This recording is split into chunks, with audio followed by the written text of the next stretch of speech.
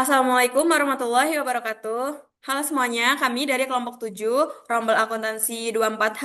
Jadi di sini kami akan menjelaskan tentang laporan laba rugi dan laporan perubahan ekuitas sebagai nilai proyek untuk mata kuliah praktikum akuntansi. Nah, sebelum itu perkenalkan anggota kelompok kami. Saya Farah Septiapsari dengan NIM akhir 175. Saya Fadiana Sasya Hamdani dengan NIM 085. Saya Naina Salwa Fitriana dengan NIM 091. Saya Syahrul Salsa dengan 5 akhir 194. Saya Octavia Ramadhani Lili dengan NIM akhir 264.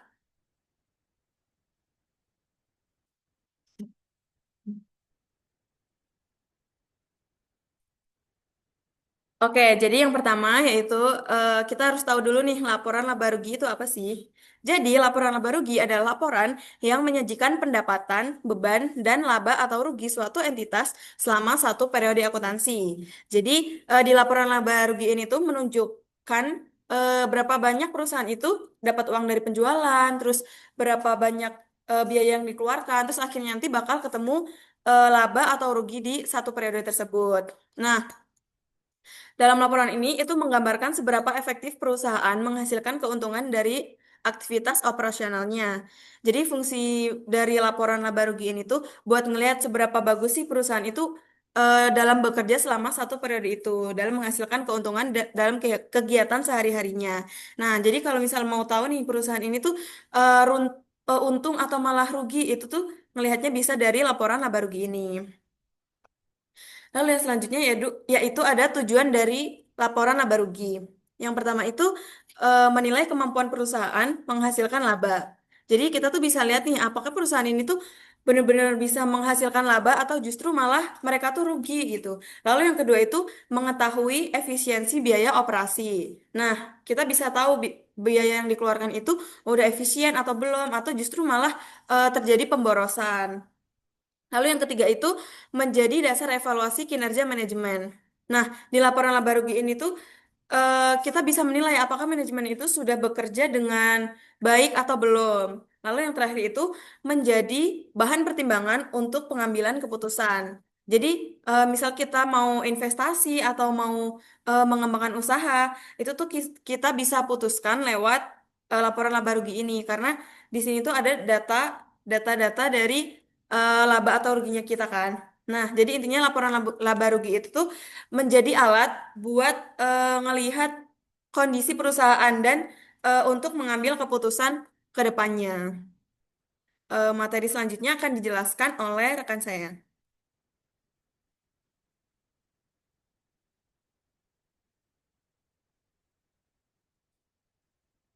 Oke, baik. Selanjutnya itu adalah unsur-unsur laba rugi. Jadi di laba rugi itu memiliki 8 unsur. Yang pertama itu adalah pendapatan atau revenue. Nah, jadi pendapatan itu merupakan manfaat ekonomi yang diterima dari aktivitas utama perusahaan dengan menambah ekuitas. Seperti contohnya itu saat penjualan barang maupun penjualan jasa. Lalu yang kedua itu adalah harga pokok penjualan atau HPP. Jadi HPP itu merupakan biaya langsung untuk menghasilkan produk atau jasa. Jadi HPP ini dikurangkan dari pendapatan. Seperti contohnya itu bahan baku terpakai, biaya produk dan biaya produksi langsung. Lalu yang ketiga itu adalah laba kantor atau gross profit. Jadi gross profit ini itu merupakan selisih antara pendapatan dan HPP, di mana mengukur keuntungan awal sebelum beban. Contohnya itu seperti pendapatan dikurangi dengan HPP. Lalu yang keempat itu adalah beban operasional. Jadi beban operasional itu merupakan beban yang digunakan untuk menjalankan operasi perusahaan dengan mengurangi laba. Jadi contohnya itu seperti pembebanan gaji, bayar listrik, sewa dan penyusutan lainnya.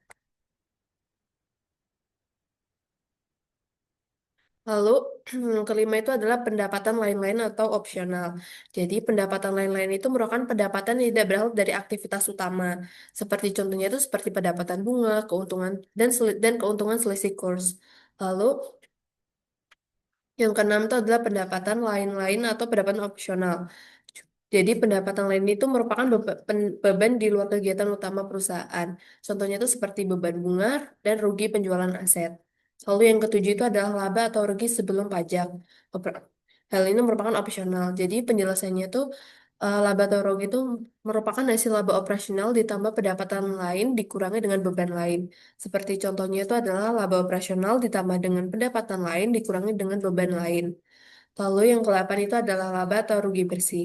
Jadi, laba atau rugi bersih itu merupakan hasil akhir kinerja perusahaan selama satu periode.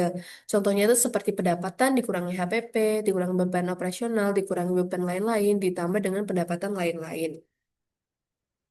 Oke, selanjutnya itu merupakan laporan perubahan ekuitas. Jadi, laporan perubahan ekuitas itu merupakan laporan yang menunjukkan bagaimana ekuitas perusahaan itu berubah selama satu periode. Nah, perubahan ini tuh dapat disebabkan oleh laba ataupun rugi, transaksi dengan pemilik seperti penambahan atau penarikan modal, peng- pembagian dividen, serta penyesuaian seperti koreksi kesalahan atau perusahaan kebijakan akuntansi. Nah, sesuai dengan PSAK 1, laporan itu diperlukan agar pengguna dapat melihat apa yang membuat ekuitas meningkat atau menurun dari awal sampai akhir periode. Selanjutnya akan disampaikan oleh Mas.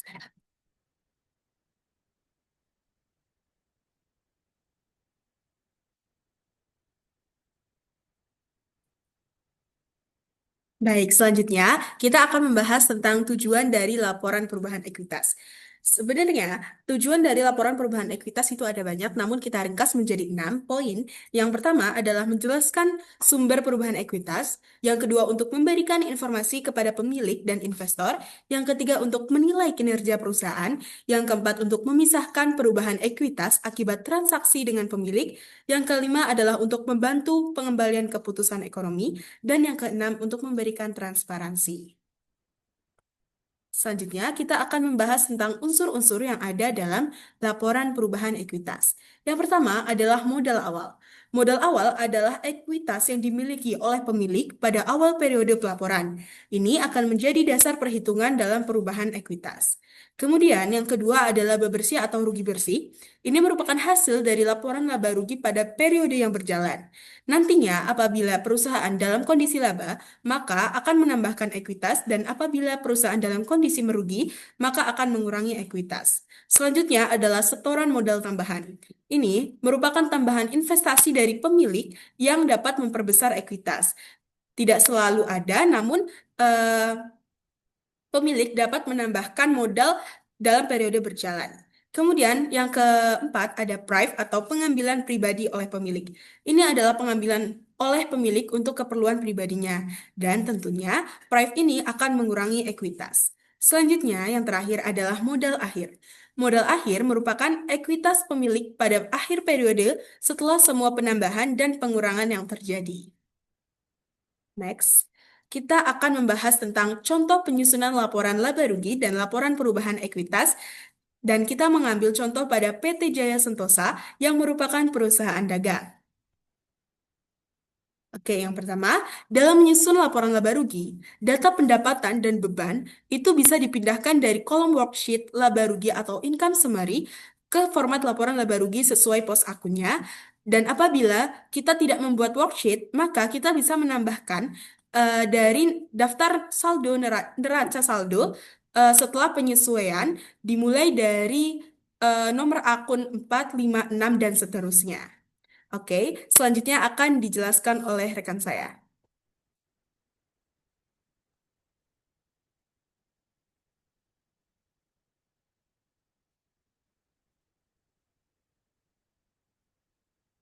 Yang selanjutnya adalah memindahkan unsur pendapatan usaha.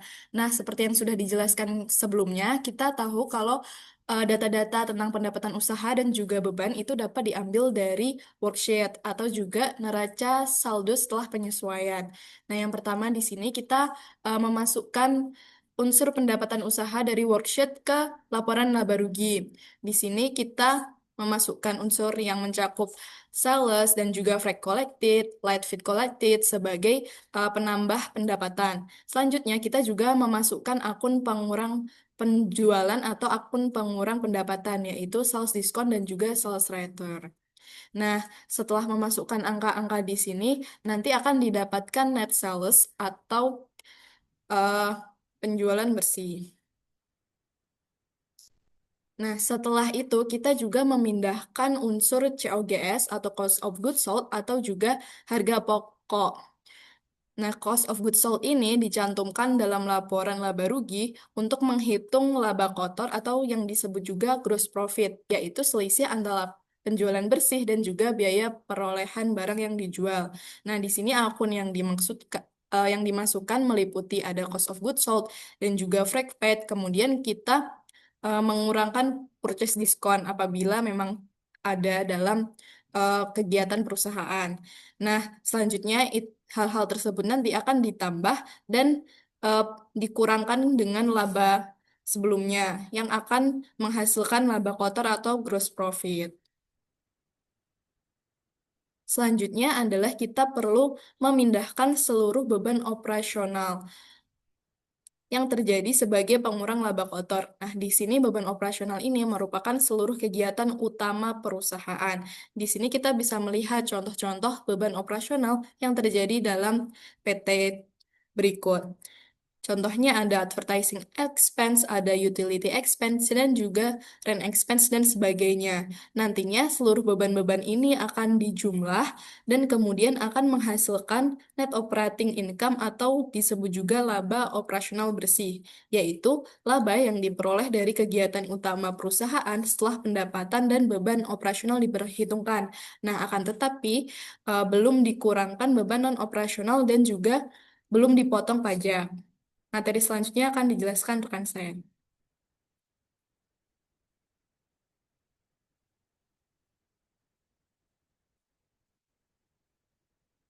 Oke, selanjutnya ini di sini kita memindahin pendapatan dan beban-beban non operasional. Nah, di tahapan ini tuh kita mindahin semua pendapatan dan beban yang bukan berasal dari kegiatan utama dari perusahaan. Contohnya tuh kayak ada interest income, dividend income, gain and loss sales vehicle, interest expense, dan bank service charge. Nah, semua akun non-operasional ini dijumlahin dan dikurangkan untuk menghasilkan income before tax atau laba sebelum pajak.